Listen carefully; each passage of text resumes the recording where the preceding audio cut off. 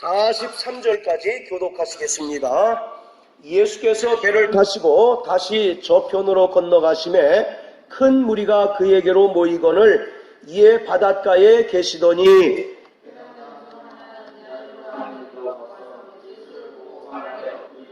많이 간구하여 가로되 내 어린 딸이 죽게 되었사오니 오셔서 그 위에 손을 얹으사 그로 구원을 얻어 살게 하소서 하거늘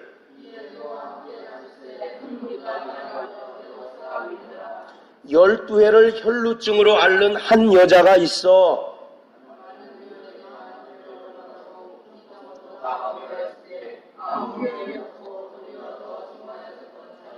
예수의 소문을 듣고 무리 가운데 섞여 뒤로 와서 그의 옷에 손을 대니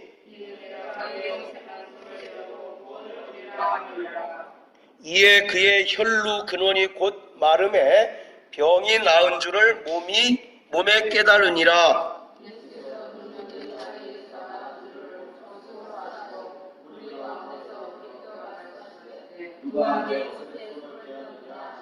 제자들이 여짜오되 무리가 애워싸 미는 것을 보시며 누가 내게 손을 대었느냐 물으시나이까 하되 여자가 제게 이루어진 일을 알고 두려워하여 떨며 와서 그 앞에 엎드려 모든 사실을 여짜온대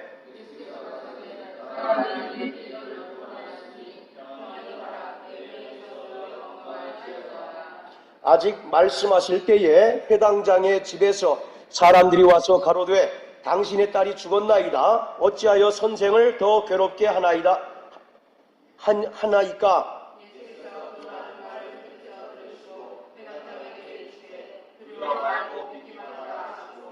베드로와 야고보 형제 요한 외에 아무도 따라옴을 허치 아니하시고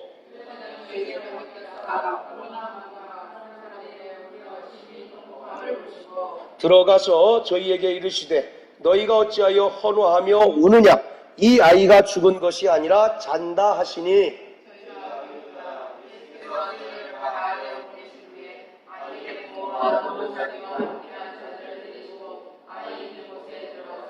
그 아이의 손을 잡고 가라사대 달리다굼 하시니 번역하면 곧 소녀야 내가 내게 말하노니 일어나라 하심이라.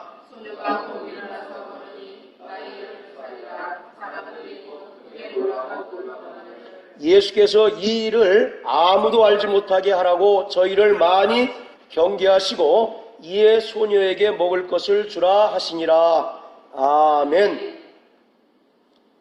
예수님께서는 약 3년 동안 이 땅에서 공생의 사역을 하셨습니다. 그런데 이 예수님의 3년 동안의 그 공생의 사역은 죄인들을 죄로부터 자유케 하셨을 뿐만 아니라 가난하고 병든 사회적 약자들을 불쌍히 여기시고 또 그들의 병을 친히 고쳐주시는 바로 그러한 사역이었습니다.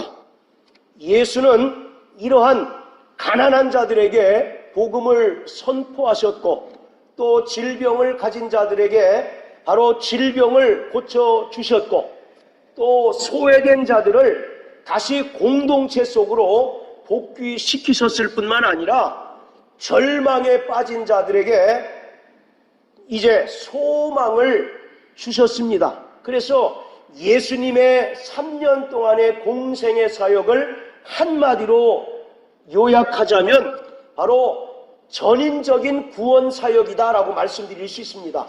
영혼만 구원하는 것이 아니라 또 바로 정말 그들의 육체도 고침받는 그래서 영혼육을 완벽하게 회복하시고 또 고치시는 바로 그러한 이제 사역이 예수님의 공생의 사역이었다라고 성경은 말씀하고 있습니다.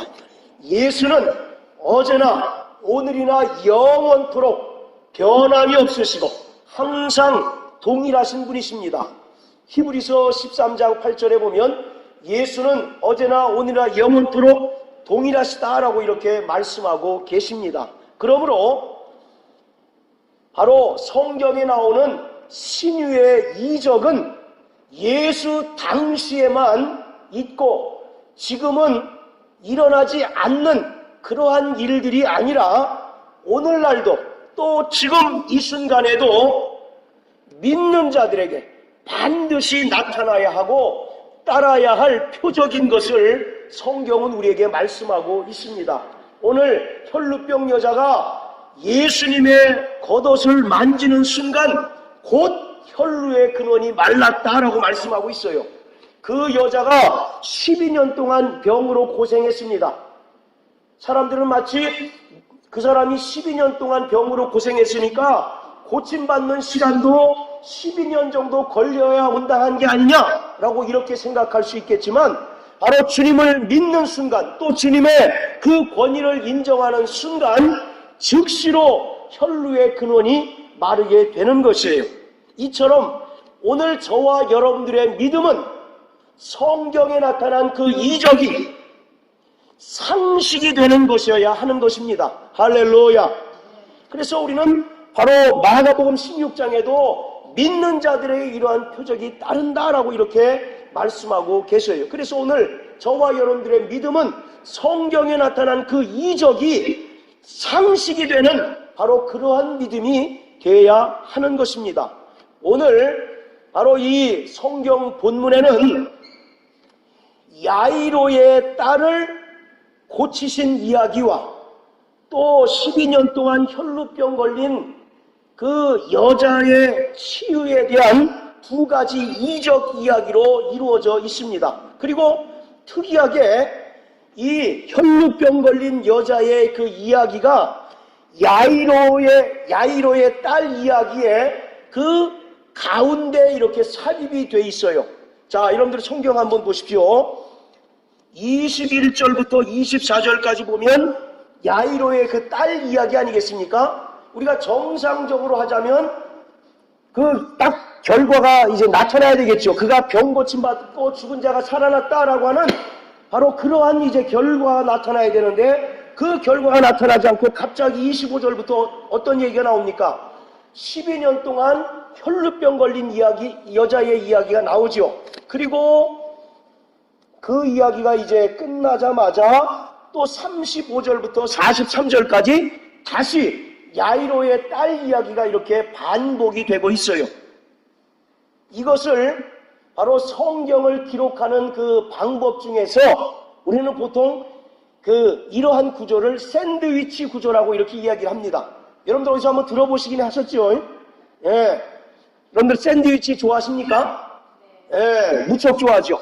햄버거도 저 굉장히 좋아하는데, 자, 그 빵과 빵 사이에 그 안에 무슨 햄이라든지 또는 채소가 들어있는 것이 바로 샌드위치 아니겠습니까? 자, 이 샌드위치에서 어떤 것이 중요합니까? 빵이 맛이 있어야, 물론 뭐 빵도 기본적으로 맛이 있어야 되겠죠. 그러나 빵보다도 그 내용물이 더 중요한 것 아니겠습니까? 마찬가지로 바로 야이로 딸의 이야기가 나오고 그 중간에 혈루병 걸린 여자의 이야기가 나오고 그 다음에 다시 이제 야이로의 딸의 이야기가 나오는 것을 우리는 보통 샌드위치 구조라고 이렇게 이야기를 하는데 이것은 그 성경을 기록하는 보통의 방법이 이제 이겁니다. 여러분들 보통 우리나라는 이제 글을 쓸 때 어떻게 씁니까?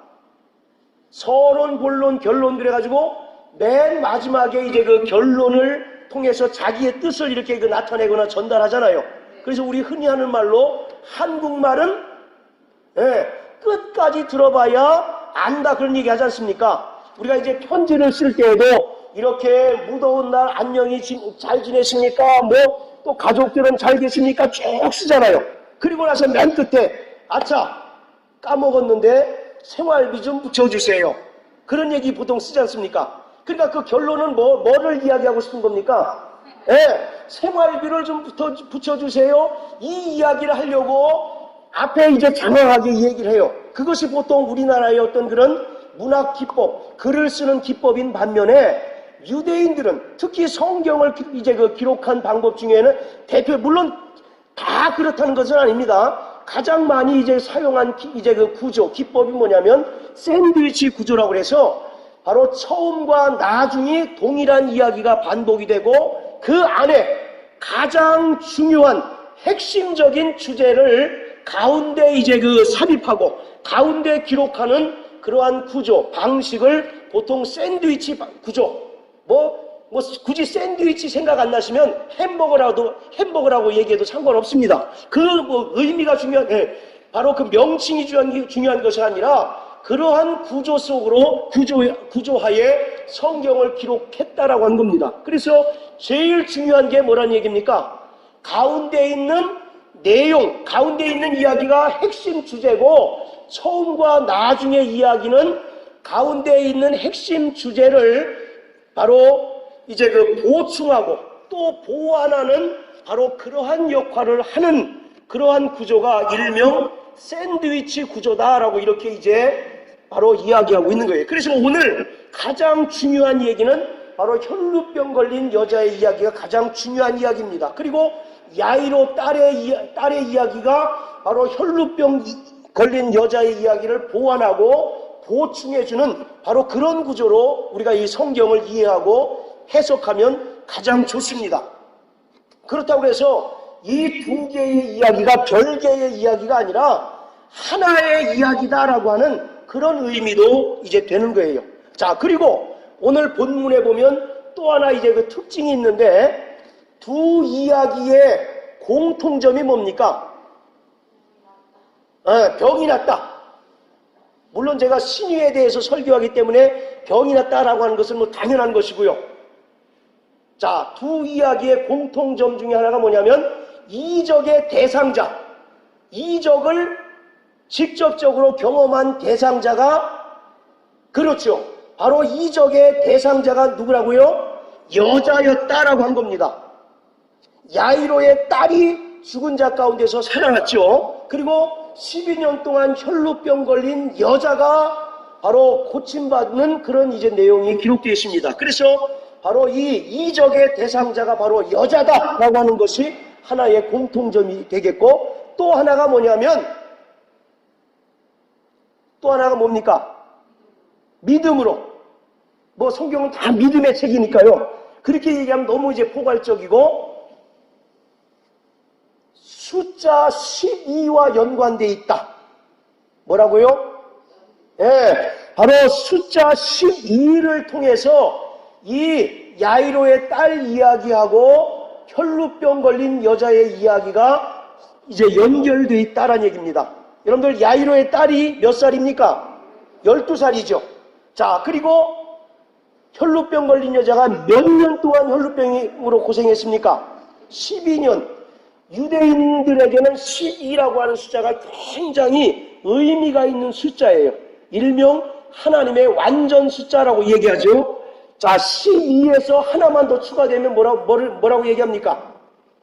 13은 제일 서양 사람들이 제일 싫어하는 숫자예요. 그래서 13일에 금요일, 그럼 막 끔찍하게 이제 여기지 않습니까? 그리고 바로 12에서 하나가 모자라도 문제가 되는 거예요. 그래서 예수님의 12명의 제자 중에 가룟 유다가 이제 자살해서 죽었지 않습니까? 아닙니까? 예, 가룟 유다가 자살해서 죽었어. 그래서 11명이에요. 그런데 거기에 한 명을 끝까지 이제 추가하지 않습니까? 그래서 사도행전에 보면 막다디아라고 하는 사람을 하나 추가해서 바로 12명을 채워요. 바로 이 12이라고 하는 것은 하나님의 그 완전 숫자인 것입니다.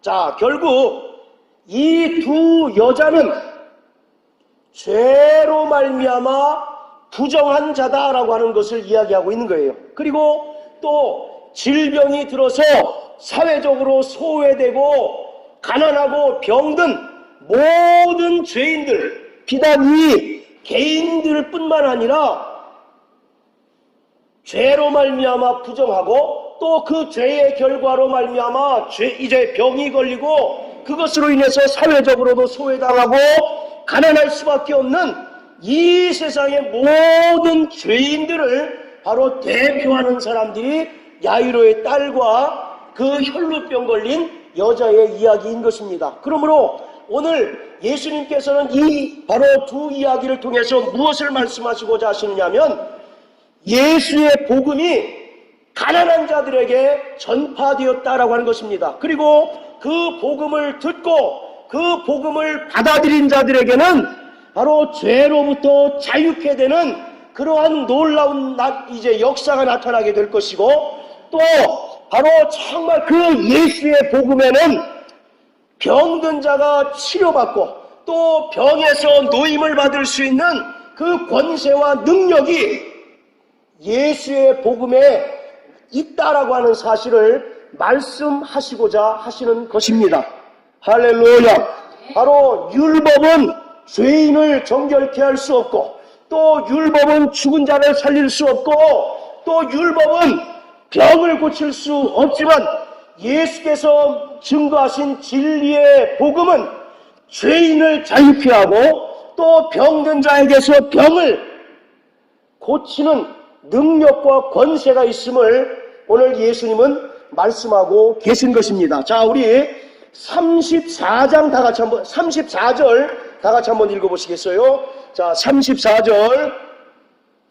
자, 시작.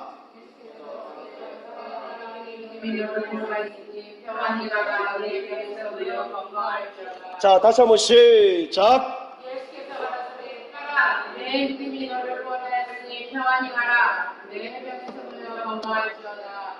여러분들이 병에서 놓여 건강하시길 주의 이름으로 축원합니다. 아멘. 자, 그런데 우리가 여기서 봐야 할 것은 예수님께서 따라 내 믿음이 너를 구원하였다.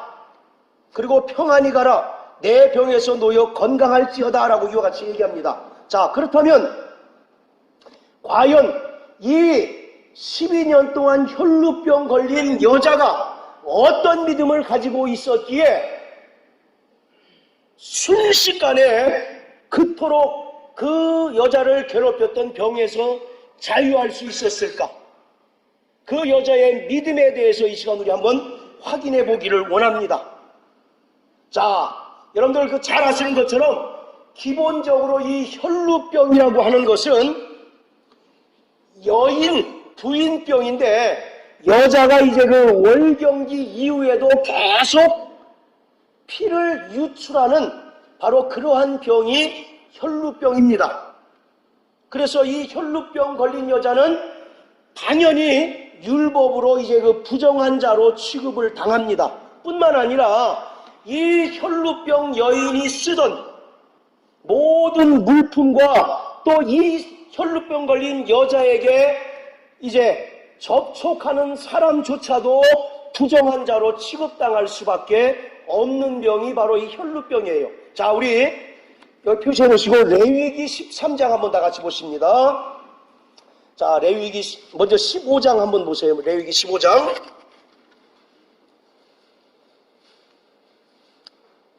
자, 19절부터 24절까지 우리 요한 형제 한번 빨리 한번 읽어 주십시오.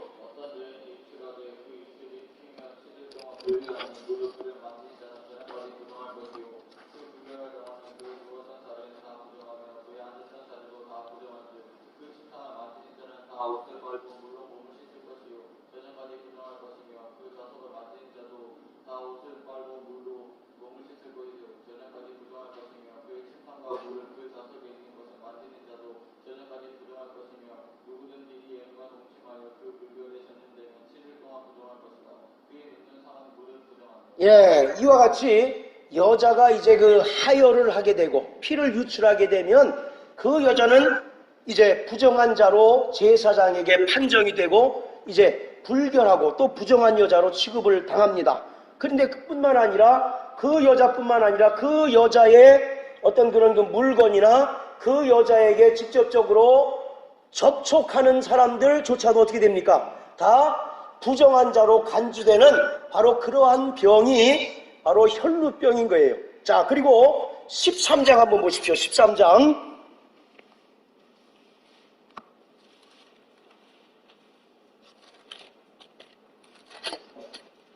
자, 45절, 46절. 우리 대성형제 한번 읽어주십시오. 레위기 13장 45, 46절.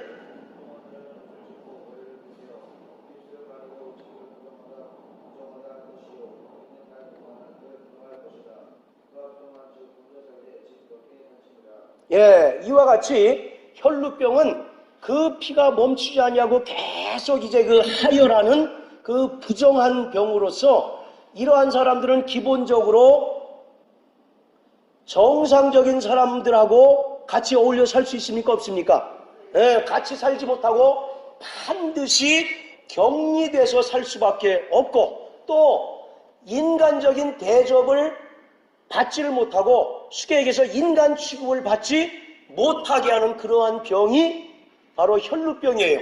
그리고 거기 45절에 뭐라고 되어 있느냐면 부정하다 부정하다 외치다 외치라고 이와 같이 얘기합니다. 예를 들어서 혹시 이 사람이 어떤 그 유출병이 있는 사람이 잘못돼서 사람이 많은 곳에 가게 되면 사람들이 접근함으로 인해서 부정하게 되는 것을 면하기 위해서 손을 들고 3번 나는 부정한 사람입니다 라고 이렇게 외쳐야만 되는 겁니다. 그러니 얼마나 수치와 모멸감이 얼마나 큰 병이겠어요. 그러니까 다른 사람이 자기에게 접근하게 되면 그 사람이 부정하게 되는 것을 이제 그 방지하기 위해서 나는 부정한 사람입니다. 나는 부정합니다. 나는 부정합니다. 이렇게 3번 반드시 외치도록 되어 있답니다. 그러니까 이것은 바로 육체적인 병뿐만 아니라 종교적으로 또는 영적으로 정말 부정한 병이 바로 이 혈루병인 것입니다. 자, 마가복음 5장으로 다시 돌아가서요. 자, 이와 같이 이 혈루병 걸린 여자가 있어요. 그런데 이 여자가 무려 몇 년 동안 혈루병으로 인해서 고생합니까? 12년 동안 고생해요.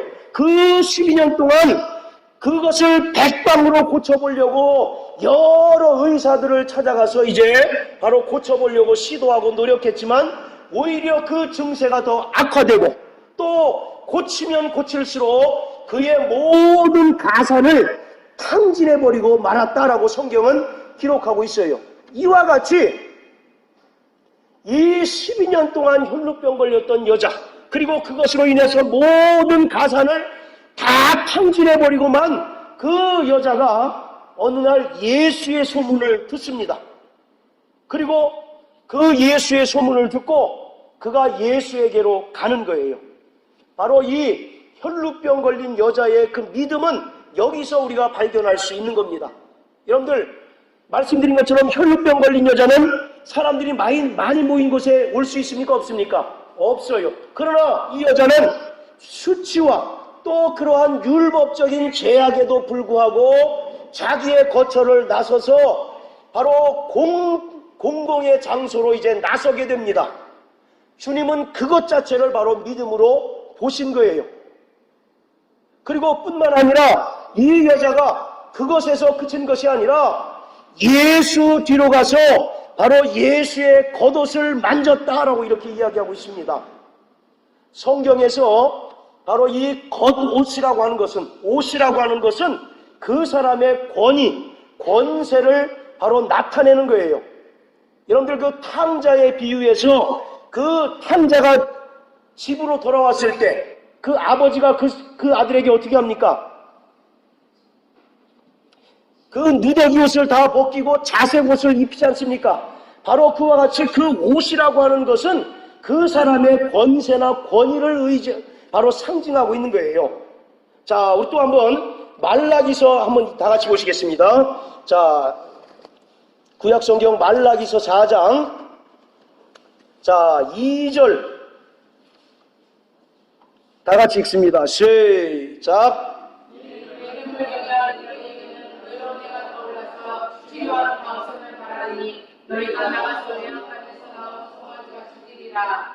자, 하나님의 이름을 경외하는 너희에게는 의로운 해가 떠올라서 치료하는 광선을 바란다 라고 이렇게 얘기합니다. 사람들은 이걸 잘못 오해해가지고 마치 목사가 손을 흔들면 이 안에서 무슨 영험한 광선이 나와가지고 병을 고치는가 보다 라고 이렇게 생각합니다. 만화에서 그런 거 많이 나오죠. 손 쫙 하면 무슨 뭐 여기서 광선이 쫙 나와서 뭐 이렇게 막 탱크도 터지고 하는 그런 내용 나오잖아요. 쫙 사람들이 영화를 너무 많이 봐서 그런지 광선 그러니까 이 뭐 손에서 뭐가 나가는 줄로 착각하고 오해하는데 자 먼저 의로운 해가 뭐예요? 의로운 해. 예, 바로 여기서 의로운 해는 예수 그리스도를 얘기하고 있습니다. 그래서 의로운 해가 떠오른다라고 하는 얘기는 바로 신약에 와서 예수가 말씀이 육신이 되어 이 땅에 오셔서 바로 하는 그런 내용들을 지금 이야기하고 있는 겁니다. 자, 그리고 중요한 것이 치료하는 광선을 바란다라고 이렇게 되어 있습니다. 자, 거기 보시면 그 관주 성경 가지고 계신 분들은 거기에 그 1번이라고 되어 있죠. 자, 그 밑에 뭐라고 되어 있습니까? 예, 날개라고 이렇게 이제 그 번역이 되어 있어요. 여기서 이 치료하는 광선이라고 할 때, 광선이라고 하는 말은 히브리어로 카나프라고 하는 단어가 쓰였습니다. 바로 이 카나프라고 하는 단어가 쓰였는데, 이 카나프라고 하는 단어는 어떤 의미가 있느냐면 날개, 또 옷자락이라고 하는 그런 의미가 있어요. 자, 우리 민수기 한번 보세요. 민수기 13장. 자, 오늘 성경을 좀 많이 볼 테니까, 자, 민수기 13장.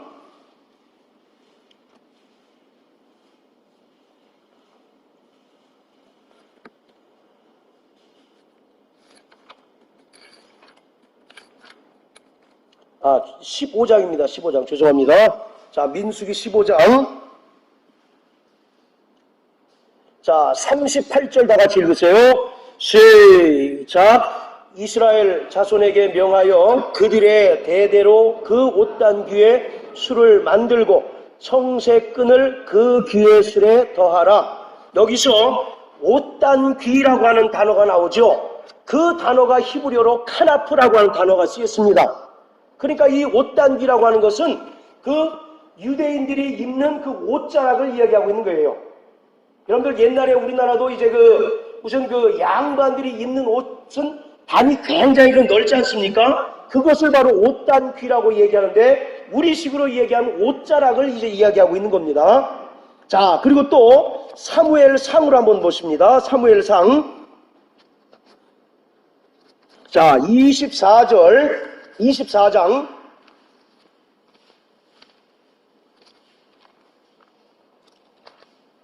자, 사무엘상 24장.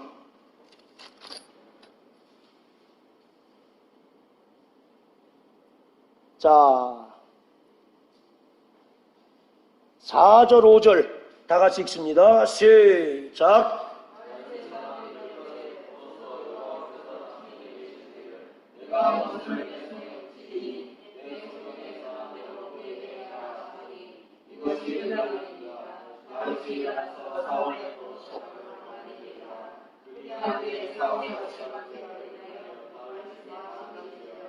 예, 자, 이 내용은 잘 아시죠? 사울이 계속 다윗을 죽이려고 쫓아다니는 중에 마침 사울이 이제 허점을 이제 드러내서 다윗이 사울을 죽일 수 있는 그 기회임에도 불구하고 그가 기름 부음 받은 왕이기 때문에 다윗은 그를 죽이지 않고 뭐만 됩니까 지금? 예, 바로 옷자락만 살짝 빼서 이제 가지고 갑니다. 그 옷자락이라고 하는 것이 바로 말라기서 2장의 광선이라고 하는 단어하고 히브리어가 똑같은 것으로 쓰였어요. 여기서 다윗이 옷자락을 잘랐다라는 얘기는 뭐예요? 옷자락은 뭡니까? 그 왕의 권세, 왕의 권위를 상징하는 거거든요. 그러니까 내가 당신을 얼마든지 죽일 수 있었지만 죽이지 않습니다라고 하는 그런 표시로 옷자락만 베고 이제 다윗이 가져간 것 아니겠습니까? 자, 이와 같이 성경에서 바로 이 옷이라고 하는 것은 그 사람의 권세를 바로 상징하고 있는 거예요. 그래서 치료하는 광선을 바란다라고 하는 것은 무슨 엑스레이나 어떤 이상한 광선이 나오는 것이 아니라 의로운 해이신 예수가 이 땅에 오시면 죄인들을 향하여 죄사함을 선포할 뿐만 아니라 수많은 병자들, 사회적 약자들, 또 가난한 자들을 향하여 치료하는 권세를 나타내 주심으로 말미암아 많은 자들이 죄사함 받고 또 많은 자들이 병에서 노임을 받게 되는 그러한 일들이 있겠다라고 이와 같이 말씀하고 있는 겁니다. 전혀 무슨 손에서 광선 나가는 게 아닙니다. 어떤 기도원 가니까 진짜 그러더라고요. 어떤 그 강사 목사님이 광선 받으라 그러더라고요. 광선 받으래. 난 뭔 말인가 했더니 나중에 이 말라기서 이제 보여주면서 치료하는 광선이 바란다 그러니까 막 손을 휘두르면 여기서 막 광선이 나가서 병 고침 받는 그런 걸 자꾸 생각을 하는데, 여기서 치료하는 광선이라고 하는 것은 그 옷자락을 얘기합니다. 그래서 이 옷이라고 하는 것은 그 사람의 권세, 그 사람의 권위를 얘기하고 있어요. 그래서 혈루병 걸린 여자가 예수의 겉옷을 만졌다는 얘기는 예수의 그 권세 앞에 그가 굴복하고 예수의 그 권위를 인정했을 때 치료하는 그 권세가 그 여자에게 나타남으로 인해서 혈루의 근원이 말랐다라고 하는 것을 얘기하고 있는 겁니다. 자, 우리 또 마가복음 6장 한번 보세요. 6장. 자, 마가복음 6장 56절. 자, 우리 동수 형제 한번 읽으세요. 아무데나 예수께서 돌아가시는 마을이나 곳이나 손에 종자를 시장의 공원에 세우가에 하고 손을 대게 하신 이를 강구한 손을 대는 자는 다 성함을 얻으리라. 예, 예수의 옷에 손을 대는 자는 다 어떻게 됐다고요? 성함을 입었다라고 말씀하고 있어요. 여러분들 그 예수님의 옷은 특별합니까? 거기서 무슨 전기가 쫙 나가가지고 막 사람이 막 갑자기 까무라치고 하는 그런 일들이 벌어지는, 자꾸 그런 것을 상상할 것이 아니라 바로 옷은 아까 뭘 의미한다고 그랬습니까? 그 사람의 권세나 권위를 얘기하고 있어요. 옛날 왕들이 입는 옷이 얼마나 화려하고 웅장합니까? 그러니 사람들이 정말 그 옷만 보더라도 사시나무 떨듯 떨지요. 그 권세 앞에. 마찬가지로 예수의 겉옷에 혈루병 걸린 여자가 손을 댔다라고 하는 것은 예수가 메시아요, 또 그리스도이심을 그가 깨달았다는 얘기고, 그리고 그가 바로 정말 주님의 권세 앞에 굴복하고 주님의 권세 앞에 무릎 꿇었을 때에 예수의 그 치료하는 능력, 예수의 병 고치는 권세와 권위가 그 여자를 괴롭혔던, 12년 동안 괴롭히고 그의 모든 가산을 탕진하게 했던 그 혈루의 근원이 깨끗이 말랐다라고 하는 것을 성경은 말씀하고 있습니다. 그러므로 오늘 저와 여러분들은 병 고침 받기를 원한다면 먼저 주님이 그리스도이심을 인정하시기를 바랍니다. 그리고 또 저에게 예수에게 병 고치는 권세, 병 고치는 권능이 있음을 믿고 시인할 때 그 즉시로 혈루의 근원이 마르고 병이 고침받게 되는 것을 믿으시길 주의 이름으로 축원합니다. 할렐루야. 그래서 이 혈루병 여인의 믿음은 뭐냐면 예수를 그리스도로 봤다는 것이죠. 다른 사람들은 심지어 제자들조차도 예수가 그리스도이신 것을 나중에 알았지만 이 혈루병 걸린 여자는 바로 그 예수가 우리를 구원하러 오신 메시아요 그리스도이심을 단박에 알아보고 그의 권세 앞에 굴복하고 그의 권세 앞에 복종했을 때 혈루의 근원이 깨끗이 말랐던 것입니다. 할렐루야. 자, 따라하세요. 나 영혼아, 예수의 권세 앞에 굴복하자. 할렐루야. 예수님은 이 땅에 치료자로 오셨어요. 의로운 해가 떠오르니 바로 치료하는 광선을 바라신다라고 말씀한 것처럼 예수는 이 땅에 의사로 오셨습니다. 치료자로 오셨어요. 우리 영혼을 치료하시고 우리의 육체를 치료하시는 바로 치료자로 이 땅에 오셔서 그가 찔리시고 상하심으로 우리의 영혼을 치료하셨고, 또 저가 징계를 당함으로 우리의 심령을 치료하셨고, 또 저가 채찍 맞으심으로 우리의 모든 육체의 질병을 완벽하게 치료해 주신 분이십니다. 그러므로 예수가 그리스도이신 것을 믿으시고 또 그의 권세 앞에 굴복하는 자 되시길 주의 이름으로 축원합니다. 할렐루야. 자, 또 5장 36절 한번 읽으세요. 5장 36절. 자, 이번에는 그렇다면 야이로의 그 믿음은 어떤 믿음이었을까? 자, 36절. 자, 다 같이 5장 36절입니다. 시작. 예수께서 또 하는 말을 곁에서 들으시고 회당장에게 이르시되 두려워 말고 믿기만 하라 하시고. 자, 해당장 야이로에게 뭐라고 말씀하십니까? 너는 두려워 말고 믿기만 하라. 이렇게 얘기합니다.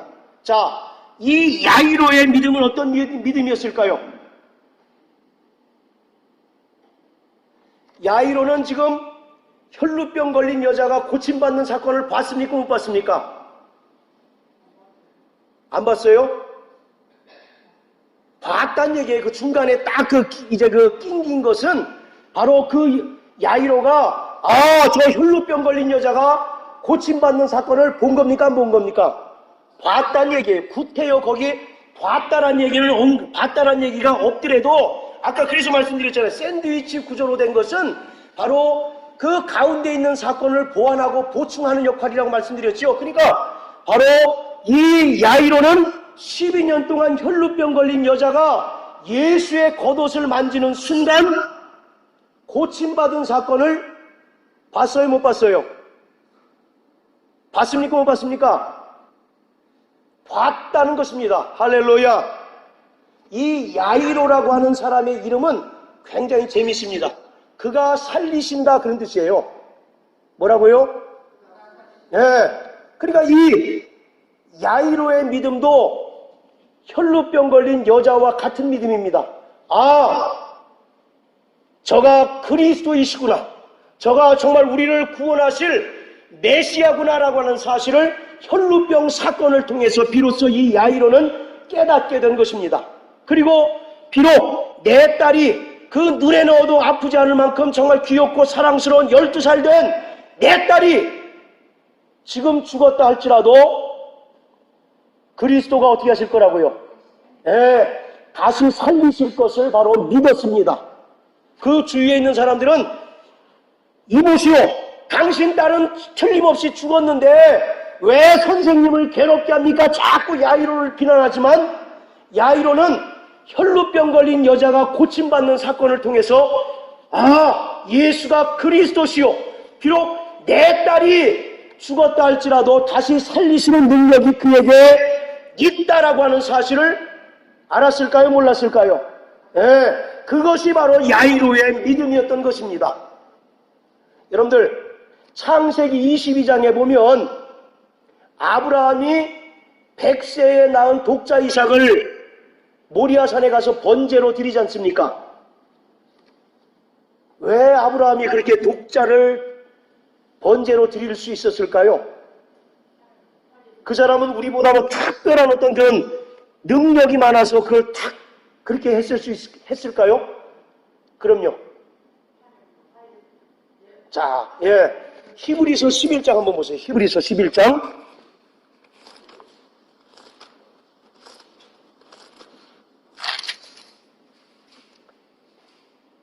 자, 17절부터 19절까지 우리 김 집사님 한번 읽어주십시오.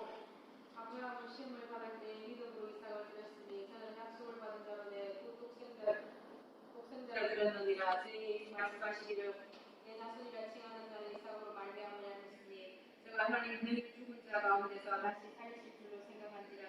비유컨대 죽은 자 가운데서 도로 받은 것입니다. 자, 19절 다 같이 시작.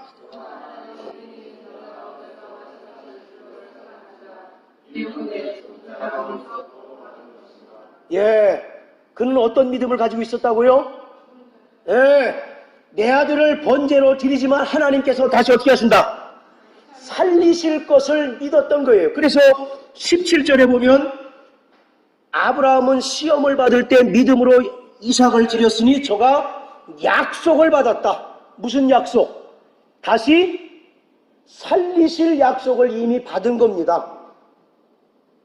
여러분, 우리가 시험 볼 때 이미 답안지를 다 알면 100점 받을 수 있겠습니까? 없겠습니까? 물론 못 맞는 사람도 더러는 있겠죠. 그러나 기본적으로 결과를 알고 답안을 다 알면 우리가 그것을 순조롭게 이행하고 다 성공할 수 있겠죠. 오늘 아브라함의 믿음이 바로 그와 같은 믿음이었습니다. 100세에 낳은 아들, 눈에 넣어도 아프지 않을 만큼 그 아들을 죽일 수 있었던 것은 하나님께로부터 약속을 받은 거예요. 어떤 약속?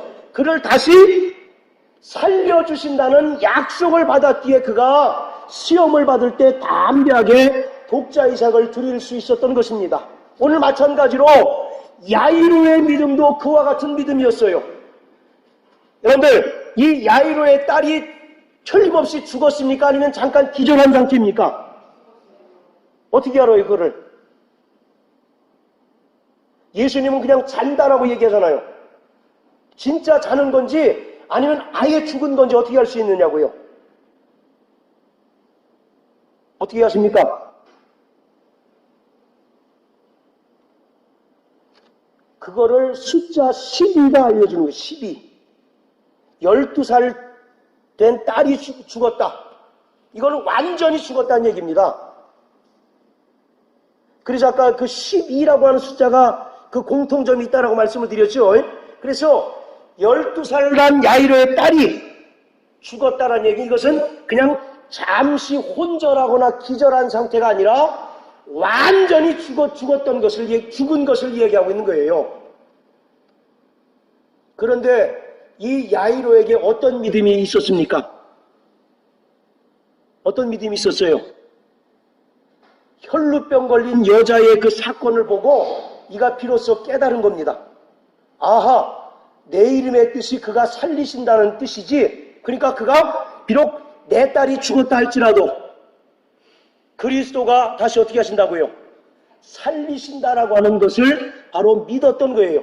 그래서 예수님께서 5장 36절에 야이로에게 말씀하기를 너는 두려워 말고, 다른 사람이 옆에서 뭐라고 막 비난하고 네 아들, 네 딸 틀림없이 죽었기 때문에 다시 살지 못해 막 이렇게 헌호하고 시끄럽게 떠들고 조롱할지라도 결코 내 믿음 흔들리지 말아라. 할렐루야.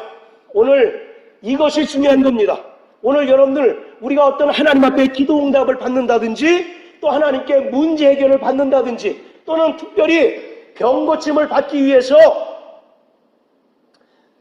주변 사람들의 그 조롱과 비아냥을 담대히 감당할 수 있는 믿음이 있어야 돼요. 할렐루야. 야, 무슨 병을 교회에서 고쳐. 요새 의료검도 잘 되는데 가서 적십자병원 가서 엑스레이 찍어봐. 또 MRI 찍어봐. 우리 세상 사람들 얼마나 이 얘기 잘합니까? 또 그것이 굉장히 합리적이지 않습니까? 요새 사람들 교회에서 병 고친다 그러면 전부 어떤 눈으로 봅니까? 저거 혹시 이단 교회 아니냐고 그런 생각하지 않습니까? 그러나 성경은 바로 정말 믿음으로 병 고친다고 말씀하고 계셔요. 할렐루야. 바로 야이로의 경우가 그렇습니다. 주변에서 왜 당신 딸이 틀림없이 죽었는데 그것으로 인해서 선생님을 괴롭힙니까? 라고 계속 헌호하고 짓거리고 떠들어도 예수님이 그 야이로에게 당부했던 것처럼 너는 주변에 있는 사람들이 다 시끄럽게 떠들고 비난해도 끝까지 네 믿음 지켜. 그러면 네 딸 어떻게 한다고요? 살린다. 할렐루야. 오늘 그러한 믿음이 저와 여러분들에게 있게 되시길 주의 이름으로 축원합니다. 첫째, 바로 이 혈루병 걸린 여자는 예수의 그 권세 앞에 정말 굴복하고 예수의 권세를 인정할 때 바로 병 고침 받았고, 또 야이로의 딸은 주님께서 정말 그 보여주신 혈루병 걸린 여자의 사건을 통해서 아하, 내 딸이 지금 완전히 죽었지만 다시 그가 그리스도이심으로 살리실 것을 믿는 믿음, 그리고 그 믿음이 흔들리지 않을 때 주님께서 그 믿음을 통해서 딸을 고쳐주셨던 것입니다. 사랑하는 성도 여러분, 정말 믿음이 흔들리지 않게 되시길 주의 이름으로 축원합니다. 오늘 우리가 기도 응답도 그래요.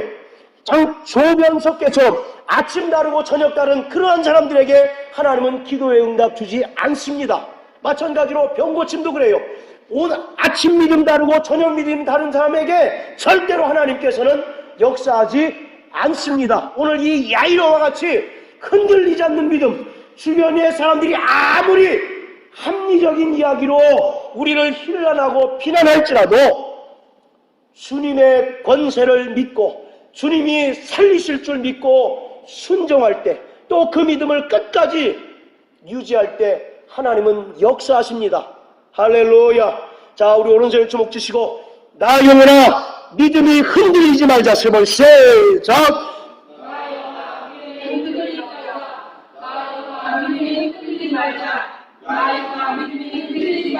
할렐루야.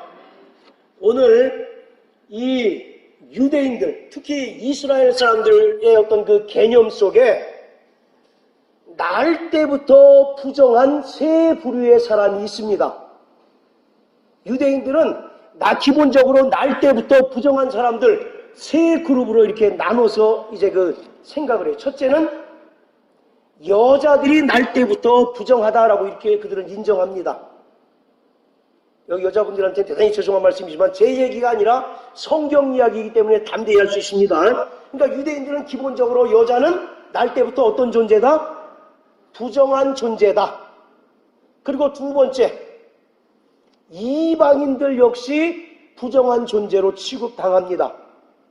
그리고 세 번째는 또 어떤 부류겠어요? 신체적으로 이제 그 장애를 가지고 태어난 사람들, 이 세 부류의 사람을 유대인들은, 또 성경은 기본적으로, 특히 이제 구약 성경에 그렇습니다. 기본적으로 세 부류의 사람들을 부정하다라고 이렇게 이제 그 취급을 합니다. 자, 그래서 보세요. 오늘 본문에 그 야이로의 딸의 이름이 나옵니까? 안 나옵니까? 그리고 12년 동안 혈루병 걸린 여자의 이름이 나와요? 안 나와요? 안 나오죠. 근데 누구의 이름만 나옵니까?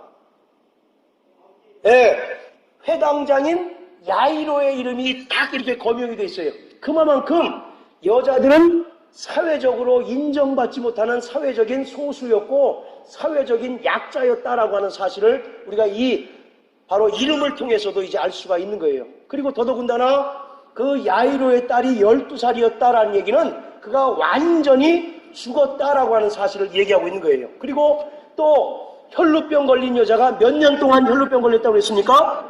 12년 동안. 이것은 유대인의 종교적으로 또는 영적으로 육체적으로 이 여자는 완전히 불결하고 부정한 여자였다라고 하는 것을 상징적으로 숫자를 통해서 표시하고 있는 거예요. 그래서 여러분들 성경을 볼 때 숫자가 기록되어 있으면 숫자에 유념하시면 그 성경이 굉장히 입체적으로 보이고 이해하기도 굉장히 수월합니다.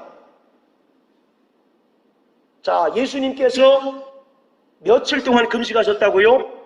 40일 동안 금식하셨죠. 이 40이라는 숫자는 어떤 연단하고 고난받는 숫자다라고 말씀을 드렸죠. 그와 같이 오늘 이 10이라고 하는 것은 하나님의 완전 숫자예요. 그러니까 야이로의 딸이 예수님의 말씀처럼 잠깐 기절한 것이 아니라 완전히 죽었다라고 하는 것을 표현하고 있는 겁니다. 그리고 또 이 12년 동안 혈루병을 앓았다는 얘기는 이 여자는 율법, 즉 유대인의 그 종교법에 또 그리고 영적으로나 또는 육체적으로 완전히 불결하고 부정한 여자였다라고 이렇게 표현하고 있는 겁니다.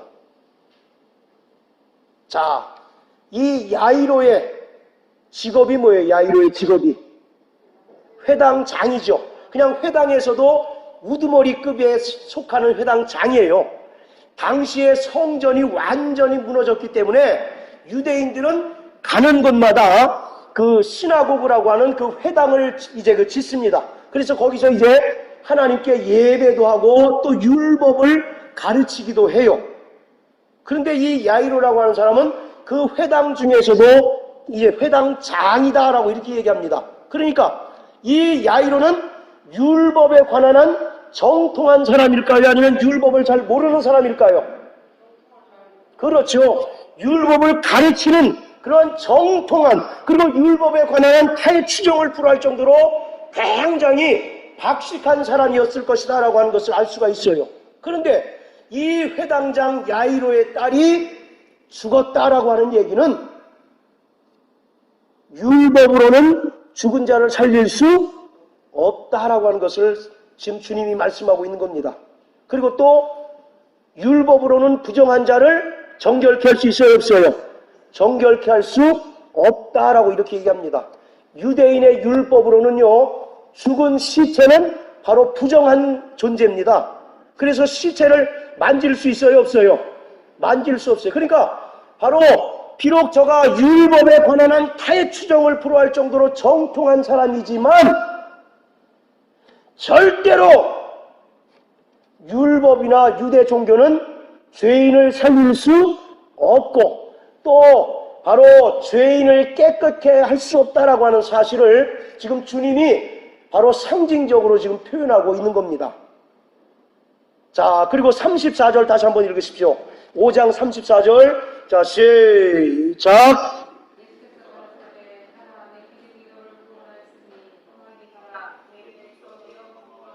자, 다시 다 같이 시작.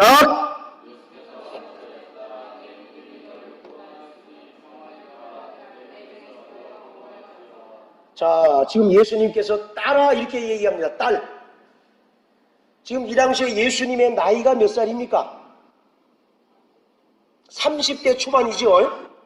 뭐 31, 2, 3 이었잖아요. 그런데 여러분들 보시기에 이 혈루병 걸린 여자의 나이는 몇 살로 보입니까?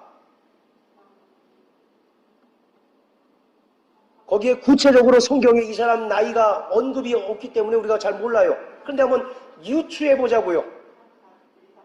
자, 예수님보다 결코 나이가 적겠어요? 아니면 비슷하겠어요? 아니면 더 많겠어요? 자, 많다 생각하시는 분은 자, 비슷한 동년배일 것이다. 그렇습니다. 그리고 세 번째, 이 딸이라고 불릴 만큼 나이가 현격하게 어리다. 그런 분 아무도 안 계시죠? 왜냐하면 이 혈루병 자체가 부인병입니다. 그냥 일반 소녀에게서 발생할 수 없는 부인병에 해당이 돼요. 자, 그리고 이 여자가 무려 12년 동안이나 혈루병을 앓았다라고 기록하고 있지 않습니까? 그러니까 우리가 뭐 성경에 구체적으로 언급이 안 돼 있기 때문에 정확한 것은 모르지만 이 여자의 나이가 최소한 예수님과 동년배나 많을 것이다라고 우리가 추측할 수 있죠. 그럼에도 불구하고 예수님께서 딸아 이렇게 얘기합니다. 아주머니 또는 언니 또는 누나라고 이렇게 호칭하지 않고 딸아 이렇게 얘기합니다. 왜 그랬을까요? 율법으로는 그가 하나님 자녀가 될 수 없죠. 그러나 예수가 전하신 그 진리의 복음에는 저가 죄에서 또 병에서 노인받을 뿐만 아니라 그의 신분이 바로 하나님의 딸, 하나님의 자녀가 될 수 있다는 겁니다. 율법으로는 그는 완전히 부정한 자요, 또 사회적으로 격리될 수밖에 없고, 또 그리고 인간 취급을 받지 못하는 그런 처참한 인생이었으나 예수를 만난 다음에 죄사함 받지요, 또 예수를 만난 다음에 그 지긋지긋한 혈루의 근원이 말랐고 그의 신분이 바로 수직 상승하는 것을 우리가 볼 수가 있습니다. 그러므로 오늘 이 말씀은 율법과 종교는 우리에게 소망을 줄 수 없으나 오직 예수는 이 땅에 오셔서 우리의 영혼을 구원하시고 또 믿음을 가진 자들에게 치료하시는 하나님의 아들 그리스도이심을 바로 우리에게 나타내주고 있는 것입니다. 사랑하는 성도 여러분, 주님 앞에 여러분들의 모든 문제를 맡기시길 주의 이름으로 축원합니다.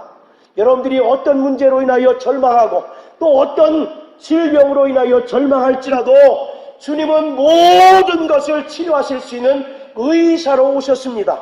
우리 영혼의 문제, 우리 마음의 모든 두려움과 공포의 문제, 또 우리 육체의 모든 질병의 문제까지도 다 그는 치료하실 수 있는 의사이십니다. 의로운 해가 떠올라서 치료하는 광선을 발하신다라는 얘기는 그는 영과 혼과 육의 의사로 오신 분이시다라고 말씀하고 있는 겁니다. 그분 앞에 믿음으로 나오십시오.